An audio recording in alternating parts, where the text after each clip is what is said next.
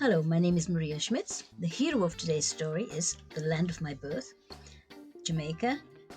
There is no dilemma, and the message is one of mirth, joviality, so to speak. To the world at large, Jamaica means sunny beaches, reggae, sugarcane, and rum. Perhaps even bauxite and fast runners. Yet beneath the music and beauty lies a passionate ambivalence. As in American society, there are many points of contradiction, which we won't go into today.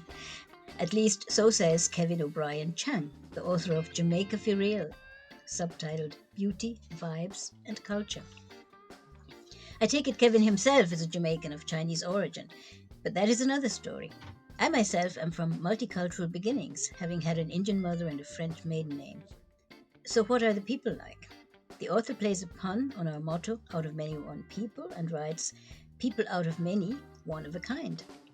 And yet there is a great deal of diversity in Jamaica, which I dealt with in an article entitled Pluralism and National Identity.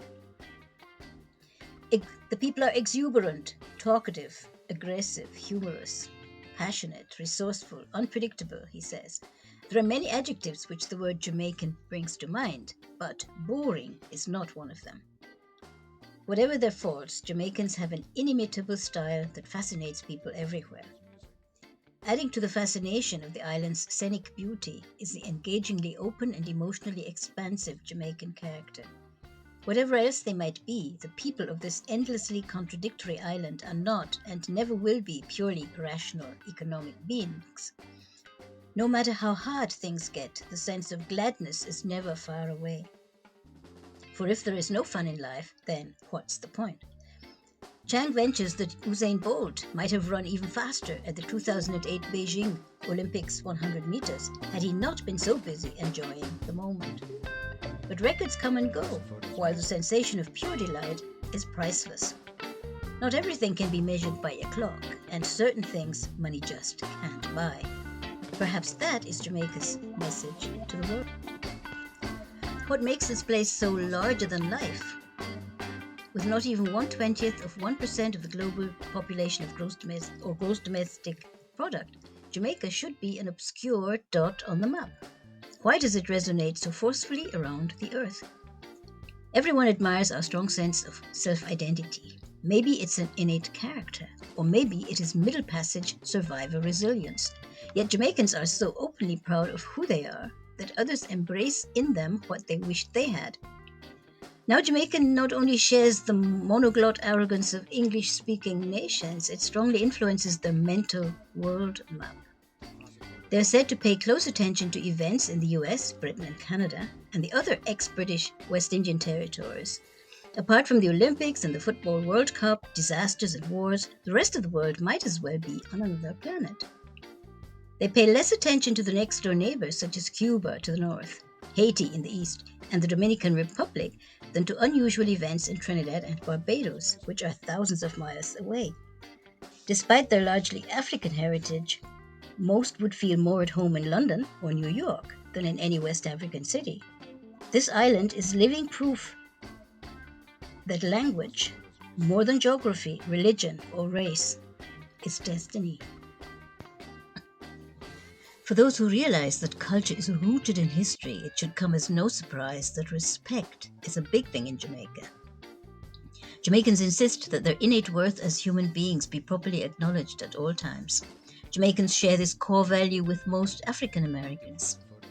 At the heart of respect is a need to be visible, validated, and honored in social and professional relationships. For example, children are not expected to call their elders by their first names, unless given permission to do so. Now you perhaps understand why we have so many aunts and uncles. Jamaicans are direct, and intonation is vociferous.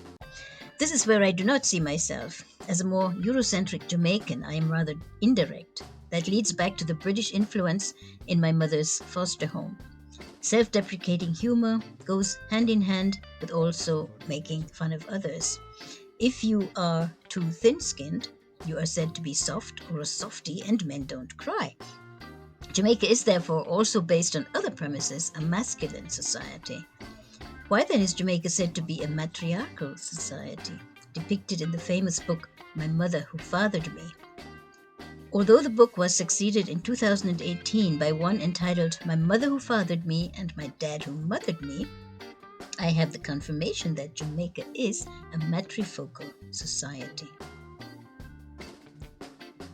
Jamaicans being so happy, I had a look at the World Happiness Index to see how they rank. Between 2008 and 2012, they were in 41st position, and from 2017 to 2019, they had dropped to 60th position, according to the Gallup report, which is measured by GDP per capita, social support, healthy life expectancy, freedom, generosity, and absence of corruption, and subjective well-being. On the Happy Planet Index, however, Jamaica scores 36.9 and ranks 11th of all the countries analyzed. Here the factors analyzed are life expectancy, well-being, ecological footprint, and inequality. I think the World Happiness Index, the communication patterns, and why Jamaicans run so fast could well be the topic of at least 3 other videos, don't you?